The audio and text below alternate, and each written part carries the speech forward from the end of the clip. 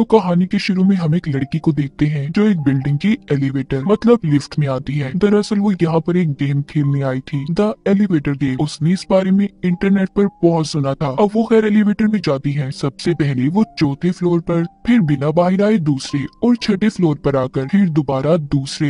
ये सब कुछ वो अपने फोन पर रिकॉर्ड कर रही थी। जब वो 10वें फ्लोर पर जाती है वो लिफ्ट एलिवेटर की लाइट्स जलने बुझने लगी थी। फिर दोबारा से जब वो 5वें फ्लोर पर आती है, इस वक्त उसने अपनी आंखों को बंद रखना था और पीछे देखना मना होता है। ये सब कुछ इस गेम का एक हिस्सा था। जब वो नीचे आती है तो एलिवेटर के दरवाजे खुले थे। अब ये सब उसे देखकर डर लग रहा था, इसीलिए उसने अपनी आंखें खोल ली। लेकिन वो देखती है सब कुछ बिल्कुल नॉर्मल था। अब वो दोबारा से पहले फ्लोर पर जाने के लिए नंबर 1 को दबाती है। तो यहाँ पर हैरानी की बात ये थी, वो एलिवेटर पहले फ्लोर पर जाने के बजाय 10वें फ्लोर पर पहुंच जाती है। जब एलिवेटर का दरवाजा खुलता है वो लड़की देखती है बिल्डिंग पूरी तरह से बदली हुई थी। उसे ऐसा लग रहा था कि जैसे वो कहीं और पहुंच गई हो, किसी और दुनिया में। तभी अचानक से उसे अपने पीछे किसी के होने का एहसास होता है। जब वो पलट कर देखती है तो उसके पीछे एक खौफनाक चुड़ैल थी। वो लड़की उसे देखकर बहुत ज्यादा डर गई थी और जोर से चीखती है। इसी के साथ ये सीन यहीं पर कट हो जाता है। अब आगे कहानी में एक ग्रुप को देखते हैं जो यूट्यूब पर डरावनी खतरनाक चीजों पर वीडियोस बनाया करते थे। इनके ग्रुप में एक मैनेजर, एक होस्ट जिसका नाम क्रिस होता है, उसके साथ एक लड़की जो कैमरास में वीडियो को रिकॉर्ड किया करती, उसका नाम क्लोई था।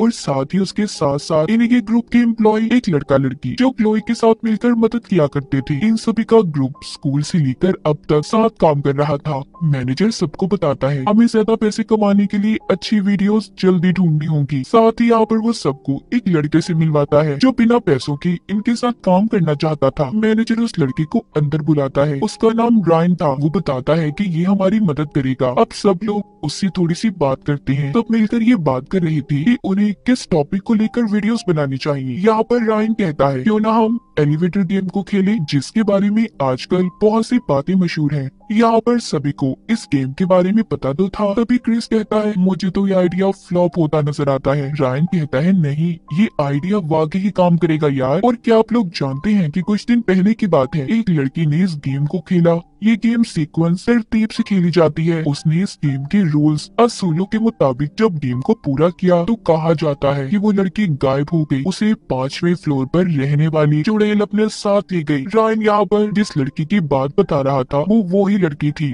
जिसको हमने कहानी के शुरू में देखा। इसका मतलब गेम के बाद वो लड़की गायब हो गई थी। अब खैर क्लोई रायन को सारा ऑफिस दिखाती है और उसे अच्छे से बात भी करती है। कुछ देर के बाद मैनेजर आकर सबको बताता है कि हमें वीडियोस जल्दी बनानी होगी वरना हमारा बहुत बड़ा नुकसान हो सकता है, इसलिए जल्दी में सबको रायन का आइडिया अच्छा लगता है। मैनेजर कहता है ठीक है, हम आज रात ही एलिवेटर गेम की वीडियो को रिकॉर्ड करेंगे। मगर क्रिस बार बार उन्हें ऐसा करने से मना कर रहा था, लेकिन कोई भी उसकी बात को नहीं मानता। मैनेजर कहता है वैसे भी आज छुट्टी का दिन है तो उस बिल्डिंग में जो ऑफिस है वो बंद होगा, इसलिए हम उधर चलते हैं और रात होते ही वीडियो रिकॉर्ड कर लेंगे। सब उस बिल्डिंग में पहुंच जाते हैं और अपने कैमरास को सेट करने लगते हैं। ये वही बिल्डिंग थी जो हमने कहानी के शुरू में देखी। क्लोई और रायन मिलकर दोनों बातें कर रहे थे। क्लोई उसे 5वें फ्लोर वाली औरत चुड़ैल पर सर्च कर रही थी। अब इनका सारा सेटअप लग गया था। वीडियो स्टार्ट होती है और सबसे पहले ये लोग बताते हैं कि बारी बारी हम अलग अलग फ्लोर्स मंजिलों पर जाएंगे और इस गेम को रूल्स के मुताबिक पूरा करेंगे। वो ये भी बताते हैं कि अगर उन लोगों ने इस गेम को पूरा कर लिया तो ये लोग दूसरी दुनिया में पहुंच जाएंगे। उन्हें 5वें फ्लोर पर मिलेगी वो चुड़ैल जो इन्हें अपनी दुनिया में ले जाएगी। मगर इनके साथ ये सब तब होगा जब ये इस गेम को सही से खेलेंगे। अगर हमने सही से इस गेम को ना खेला तो वो हमें बेरहमी से मार देगी। उनका मानना था कि वो चुड़ैल रेड वर्ल्ड लाल रंग की दुनिया में रहती है। खैर सब कुछ बताने के बाद ये गेम को खेलना शुरू करते हैं।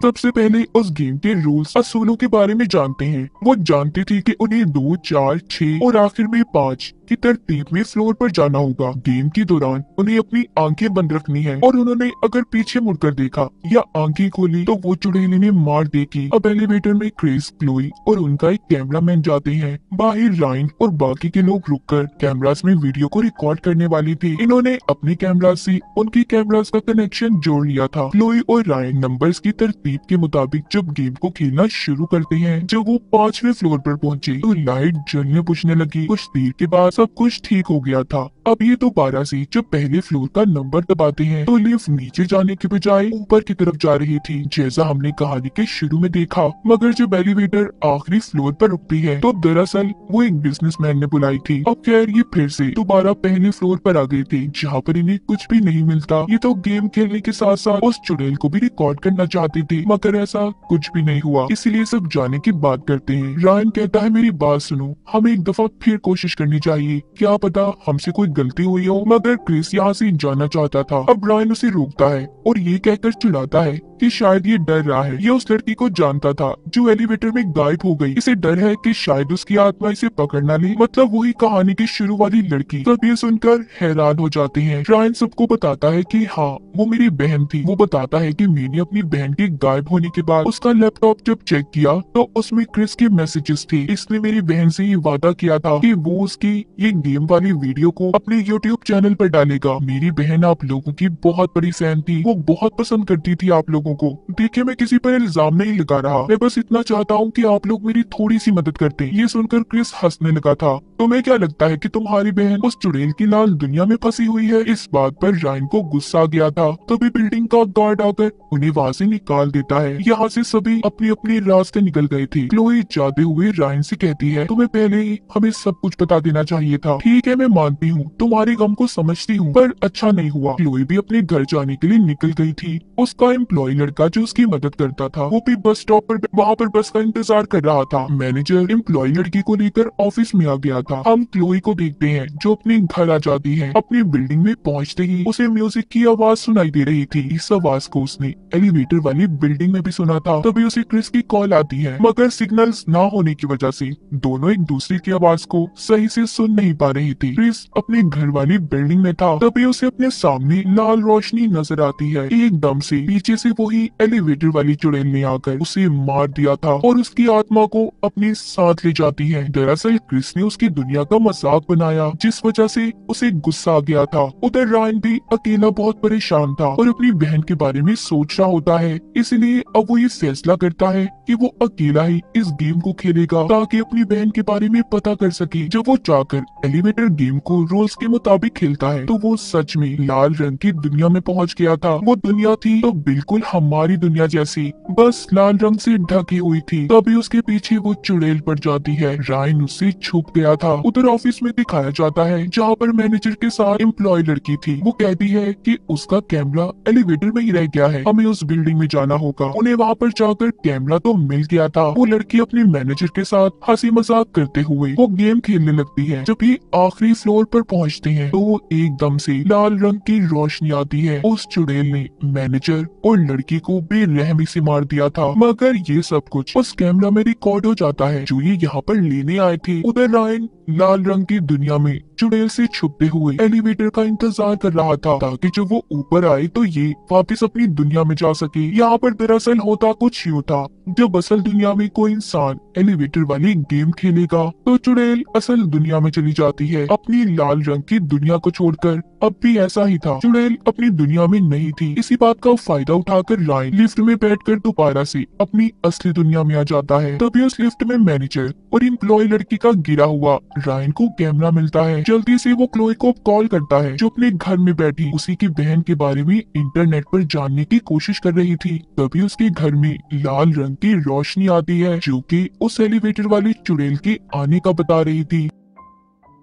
तभी उसे रायन की कॉल आती है। इससे पहले वो चुड़ैल क्लोई पर हमला करती, वो कॉल सुनने में मसरूफ हो गई थी। इसका मतलब ये चुड़ैल मौका देखकर वार करती थी। खैर अभी तो वो वहाँ से चली जाती है। चुड़ैल ने क्रिस, मैनेजर और उस लड़की को तो इसलिए मारा क्योंकि कहीं ना कहीं उन्होंने गलती की थी। तो ये क्लोई के पीछे क्यों पड़ी थी? या क्लोई ने भी गेम के दौरान कोई गलती की थी या फिर वो उसकी दुनिया से जुड़ गई थी? रायन क्लोई को कॉल पर बताता है कि मुझसे जल्दी मिलो, हम सबकी जान खतरे में है, मैं तुम्हें कुछ दिखाना चाहता हूँ। उधर वही उनका एम्प्लॉय लड़का जो बस स्टॉप पर बैठा था उसे भी अब अजीब चीजें महसूस होने लगती हैं, इसीलिए वो भी क्लोई को कॉल करता है। क्लोई ने अब इन दोनों को ऑफिस में आने का कहा था। एम्प्लॉय लड़का जाते हुए सॉल्ट, नमक भी ले लेता है। उसे ऐसा लगता था कि नमक का दायरा शायद उनकी चुड़ैल से बचाने में मदद करेगा। ऑफिस में पहुंचकर क्लोई को रायन वही कैमरा दिखाता है जिसमें मैनेजर और लड़की की वीडियो रिकॉर्ड थी। वो जब उस वीडियो को देखती है तो कहती है कि मैं पुलिस को कॉल करूंगी, लेकिन मैं तुम्हारी इन बातों पर यकीन क्यों करूं? मैं तुम्हें सही से जानती भी नहीं हूँ। रायन उसे कहता है मेरा यकीन करो, मैं उस लाल रंग की दुनिया में भी गया हूँ। अब जब ये दोनों नीचे आते हैं तो एम्प्लॉय लड़के ने नमक का दायरा बनाया हुआ था। वो इनको बताता है कि जब हमारी गेम खत्म हुई हमें लगा कि कुछ भी नहीं हुआ। दरअसल उसी वक्त लाल रंग की दुनिया का दरवाजा खुल गया था जो